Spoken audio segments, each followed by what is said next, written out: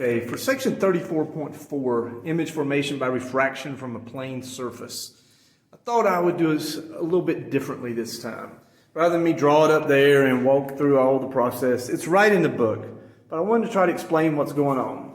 Here we have, we'll say, a fish inside the fish tank. So we've got the green fish tank, there's a fish, there's our fish. I have angelfish in there in my tank. I've got some neons in there. Maybe that's one of my little neons. And I'm standing right here, the big eye. There's the big eye, seeing it. So let me go backwards some so you can see the big eye. There we go. I'm that eye. That eye is seeing the light rays coming out. It's not that dramatic, that angle, of course, but we did this, just for educational purposes. So that's the eye. And when I see that fish, my eye takes light rays here. It takes light rays here and extends them back to form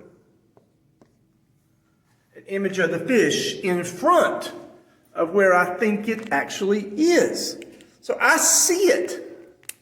I see that fish, but it's really further deeper into the fish tank than I can tell. Because my eyes doesn't know that light rays are bent or refracted, so it just extends them straight backwards.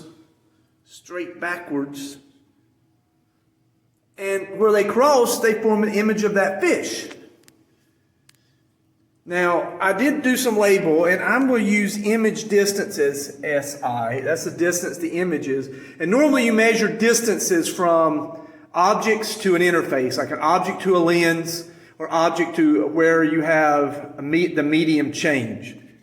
In this case, we're going to have the object for the fish, so the fish to the edge of the fish tank, and then we have image is from the fish tank into where the image, I think the fish is at. Now, some of you argue, well, there's a glass on the fish tank. You didn't take that into account. No, if you want to do that, I have a project for you that will give you actually 0 extra credit, but it will be considered good for when you take optics at the 300 level. So, Cameron, you'll pass? Okay. All right, sure. All right, so that's what we see there. So that's kind of what's formed. Our eye forms that image. Light from the object is emitted out. That's what we said. The objects emit light. We think of that anyway.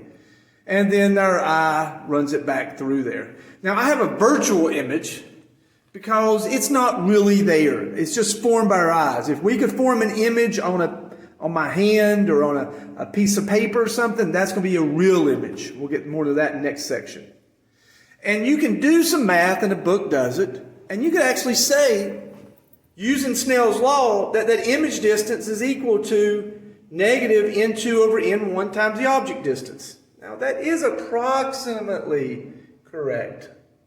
It's not completely correct. There's actually a tangent function in here that the book shows you can make a small angle approximation. And basically you say, it's not, you don't have to worry about it. It's not enough to worry about.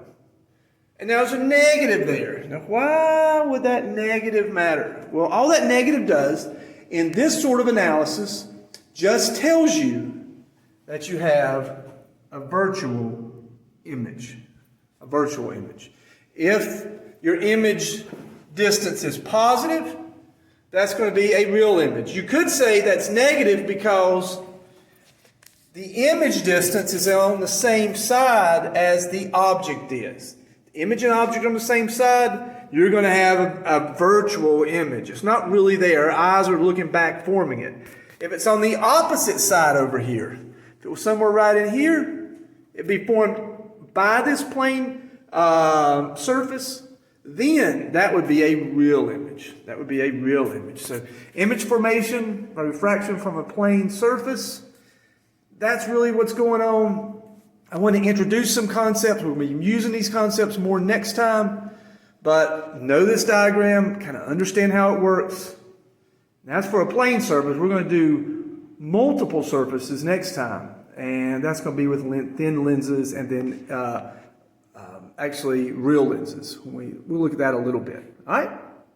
Hope this helps.